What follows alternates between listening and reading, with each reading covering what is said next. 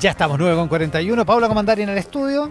¿Qué tal? ¿Cómo están? Muy, muy buenos días. Vamos aclarando el panorama, como dice el poeta Ricardo Arjona. Esto es Mercado Blog.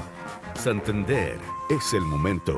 Interwings, el distribuidor de Motorola Solutions más grande del Cono Sur. Evol, soluciones energéticas para tu empresa. Abre tu cuenta de ahorro Plan Vital.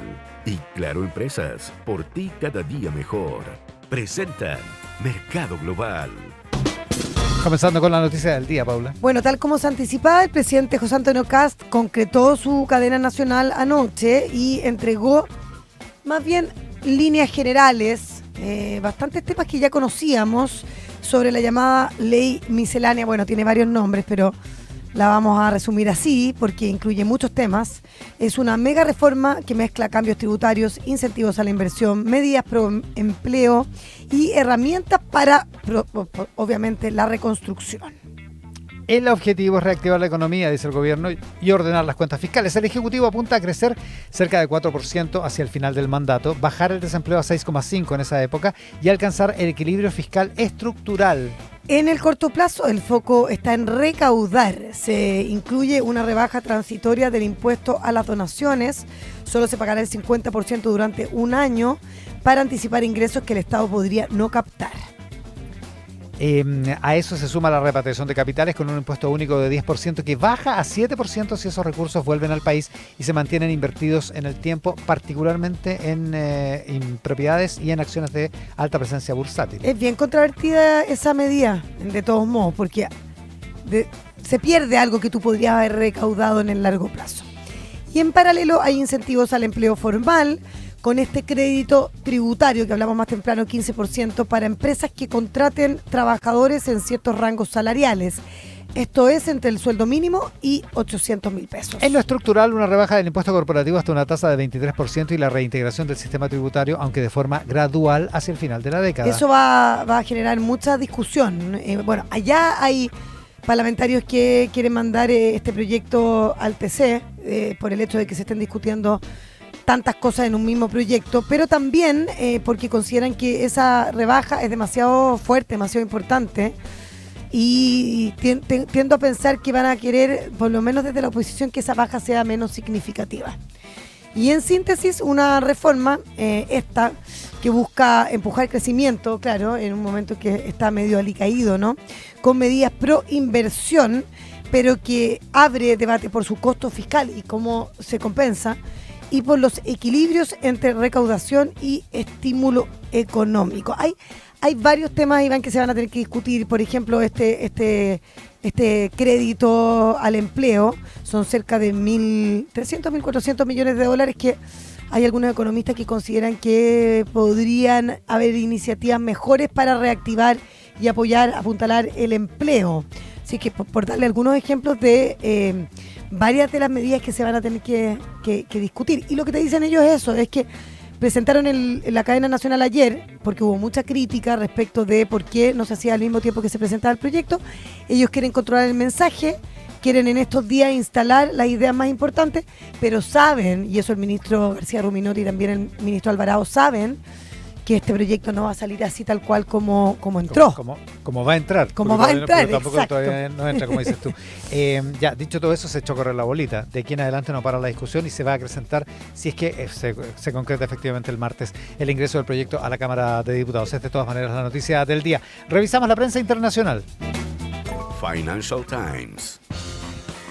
Hay un foco en una tensión institucional que está escalando en Estados Unidos, que es esta presión directa de Donald Trump sobre la Reserva Federal. El presidente volvió a amenazar con despedir a Jerome Powell si no abandona el cargo cuando termine su mandato y además decidió, porque claro, es presidente de la Reserva Federal, pero sigue siendo gobernador, el término técnico, como nuestros consejeros del Banco Central. Por eso es la amenaza. Y decidió mantener abierta la investigación penal en su contra por los sobrecostos en la renovación de la sede del Banco Central, un proyecto de $2.500 millones. Esto ha generado una reacción fuerte en el mundo económico, no solo por el conflicto personal, sino porque toca un principio clave, que es la independencia de la Fed, que es fundamental para la credibilidad de la política monetaria en el mundo, diría yo. El problema es que esto ya está teniendo efectos políticos concretos. Algunos senadores republicanos han advertido que no apoyarán al candidato de Trump para reemplazar a Powell, Kevin Warsh, mientras no se aclare esta investigación. Y eso puede trabar el proceso de sucesión justo en un momento donde la economía global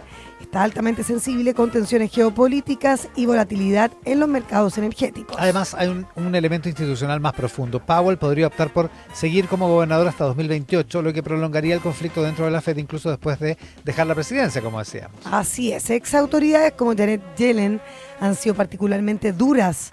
Han advertido que no se había visto una amenaza de este nivel a la independencia del banco en décadas, comparándolo incluso con economías menos institucionalizadas. En el fondo, el temor de los mercados es claro. Si la Fed pierde independencia, suben las expectativas de inflación, se encarecen las tasas y se debilita la capacidad de enfrentar crisis futuras. Es un conflicto político que puede tener impacto directo en los precios globales, en el costo del crédito y en la estabilidad financiera internacional, afirma el Financial Times.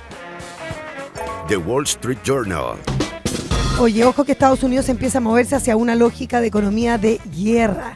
La administración Trump está evaluando que grandes manufactureras como General Motors, Ford e incluso empresas industriales como GE Aerospace participan directamente en la producción de armamento y suministros militares. ¿Qué tal? El contexto es increíble, el contexto es clave. Las guerras en Ucrania e Irán han presionado fuertemente las reservas de municiones, misiles y tecnología militar, obligando al Pentágono a buscar formas de escalar rápidamente su capacidad productiva. Por eso ya hay conversaciones con ejecutivos del sector privado para evaluar qué tan rápido podrían adaptar estas líneas, sus líneas de producción, qué obstáculos regulatorios existen y qué incentivos serían necesarios. Esto revive una lógica histórica. Durante la Segunda Guerra Mundial, las fábricas de automóviles en Estados Unidos dejaron de producir vehículos civiles para fabricar bombarderos, camiones militares y motores de avión. Hoy el desafío es distinto, pero igual de complejo. La industria de defensa está altamente concentrada en pocos contratistas y ampliar la base productiva requiere coordinación, inversión y cambios en los procesos de licitación. Además, hay un tema de costos. El presupuesto de defensa proyectado por el Pentágono, que podría alcanzar 1,5 billones de dólares,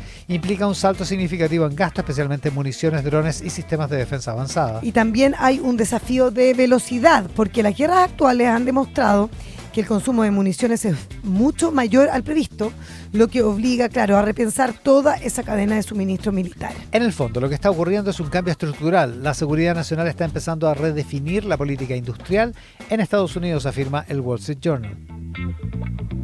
Bloomberg. Hoy el diario agrega un elemento que tensiona bastante los mercados. Se trata de una investigación por posibles operaciones con información privilegiada que está ocurriendo precisamente en el mercado del petróleo. La Comisión de Comercio de Futuros de Productos Básicos, la CFTC, está investigando transacciones sospechosas que ocurrieron justo antes de anuncios clave de Trump sobre la guerra en Irán. En particular, se detectaron aumentos abruptos en los volúmenes de negociación, minutos antes de decisiones que movieron fuertemente los precios del crudo y también de las acciones. Esto levantó alertas inmediatas sobre el posible uso de información confidencial.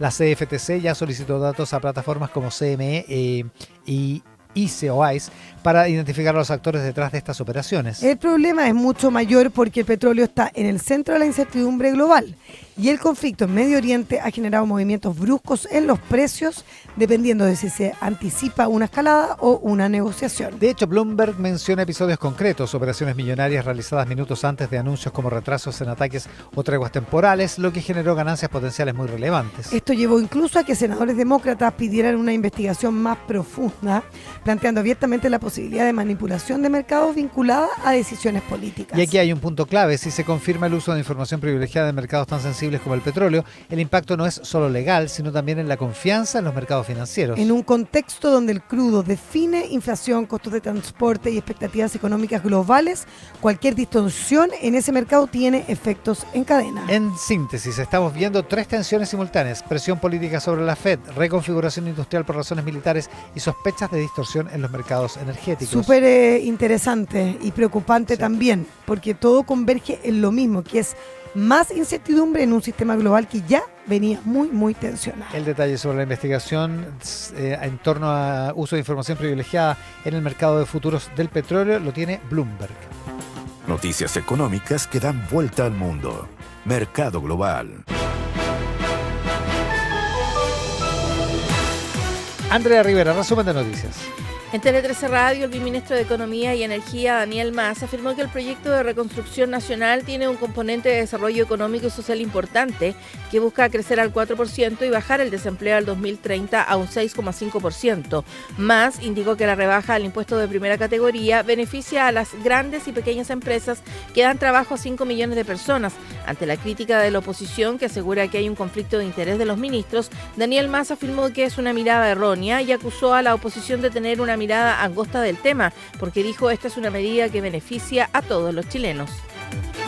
El ex candidato presidencial del Partido de la Gente, Franco Parisi, afirmó que recomendará a su partido rechazar el proyecto de reconstrucción nacional y aseguró que la meta de repatriación de capitales es nada y muy pobre. En Radio 13C, Parisi criticó también el anuncio de recortar el impuesto corporativo justo cuando las bencinas llegan a niveles históricos a nivel local. Aseguró que eso no se hace, dijo que él esperaría escuchar que se congele el precio de las gasolinas por 3 meses. Ante el anuncio de movilizaciones de los transportistas por la nueva alza de los combustibles, el viceministro de Economía y Minería, Daniel Mas, indicó que continúan las conversaciones con los camioneros de todo el país y que están viendo algunas gestiones de financiamiento con bancos para ese sector. El ministro Mas dijo que hay una buena disposición de los generadores de carga y de los camioneros para llegar a un acuerdo. Esta mañana se concretó la primera expulsión de migrantes irregulares bajo la administración de José Antonio Kast. Un vuelo de la Fuerza Aérea de Chile trasladó a 40 extranjeros en condición irregular con antecedentes judiciales por delitos como robo, hurto, tráfico de drogas, porte de armas y trata de personas cuyo destino será Colombia y Ecuador. El secretario de Defensa estadounidense Pete Hegseth aseguró que Estados Unidos impedirá la entrada y salida de cualquier buque de los puertos iraníes del estrecho de Hormuz el tiempo que sea necesario. Hegseth dijo que este bloqueo aplica a todos los buques independientes de su nacionalidad y que se dirijan a puertos iraníes o salgan de ellos. Gracias, Andrea. Buenos días. Buenos días. Mercado Global. Tele 13 Radio.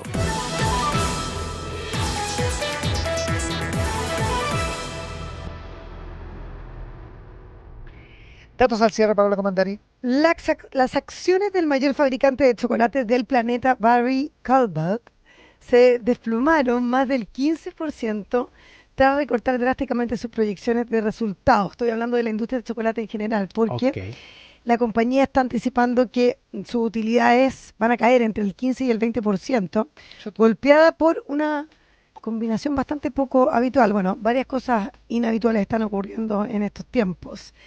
La rápida caída del precio del cacao, un mercado con exceso de capacidad y una demanda debilitada. Y el problema central es de timing, porque la empresa compra cacao con meses de anticipación a precios altos, pero vende chocolate a precios actuales. Cuando el precio del cacao cae bruscamente, los márgenes se comprimen.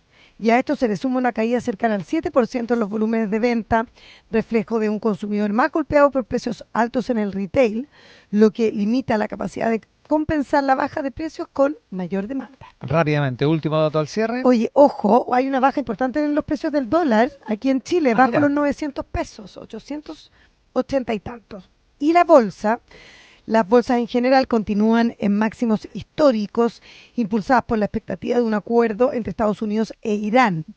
Y el índice MSCI World avanza y se instala en niveles récord, mientras que en Wall Street el S&P 500 y el Nasdaq también alcanzan nuevos máximos.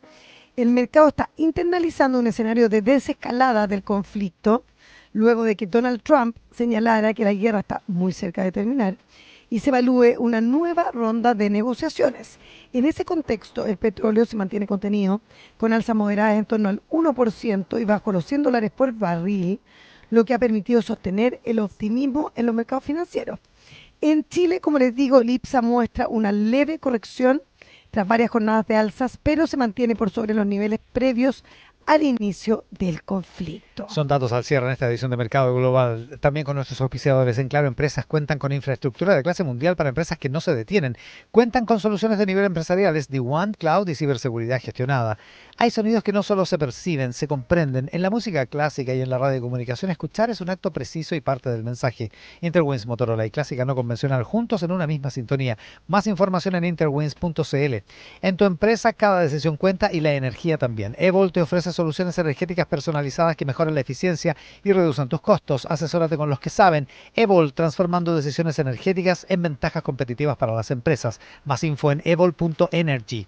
En lo que dura esta mención puedes cambiarte a AFP Plan Vital. Sí, porque en AFP Plan Vital puedes hacer tu traspaso simple y fácil desde su web, planvital.cl, vía WhatsApp o a través de videollamada con un ejecutivo. Ahorra y cámbiate con confianza. Cámbiate a AFP Plan Vital. Los comienzos nunca son perfectos, por eso ahora es perfecto para hacer todo lo que te propones. Porque el día perfecto para empezar no existe, por eso Santander te acompaña a dar ese paso. Santander es el momento. En el mes del libro, hablemos de audiolibros. Lo que todos están leyendo está en Storytel, Carrer, Murakami, Rebeca Yarros, Colin Hoover, Padura. Storytel es como un streaming de películas, pero de audiolibros. Prueba gratis 7 días y escucha ilimitadamente. Baja Storytel de la App Store o de Google Play. Canta Dusty Springfield, ya vamos a contar por qué. En doble clic, Ramón Ulloa va a conversar con el jefe nacional de ciencias forenses de la PDI, prefecto inspector Carlos Rojas, sobre el trabajo del Laboratorio de Criminalística Central, donde fue el otro día Trinidad Steiner, que no estaba en el Congreso, estaba ahí, en el Laboratorio de Criminalística Central. Todo es culpa de don Carlos Rojas. Que nos explique bien. Pero sí, no es culpa de él, pero fue testigo de cómo se saludaron con tanto abrazo y tanta sonrisa la Eduardo Serna con la ministra de Seguridad. Después de toda la tensión del último tiempo. No hay nada de tensión, esa es una relación aceitada, se ve. O bueno, también uno se prepara bastante bien para ese tipo de cosas, ¿no? ¿Será? ¿Será? Era una señal frente a la ciudadanía. Yo creo en la gente, yo creo en las personas. ¿Tú crees en esa cordialidad, en ese amor fraterno? Dicho todo esto, habría que recordar que la buena de Dusty Springfield, esa leyenda de la canción británica, hoy... si tuviera a mano esto, ya, aquí está. Está de cumpleaños, eso. A ver, o sea, hubiera estado de cumpleaños. Hubiera cumplido 87 años. Tuvo la pésima idea de morirse en 1999. No conoció el siglo XXI, Dusty Springfield. Pero sí conoció el éxito y el amor. Qué lindo. De Lucas Flop se llama esta canción. Sí, pues. Con esto qué linda terminamos. canción, qué lindo terminar así. Paula Comandari vuelve mañana. Andrea Rivera vuelve a las 11 con Lo que marca la mañana. O sea, Paula Comandari vuelve en la tarde en estricto rigor. Bueno, técnicamente yo también vuelvo en modo avión. ¿Tú vuelves en conexión? Así es. Que te vaya bien. A ustedes también, que tengan un excelente día. Gracias por estar ahí.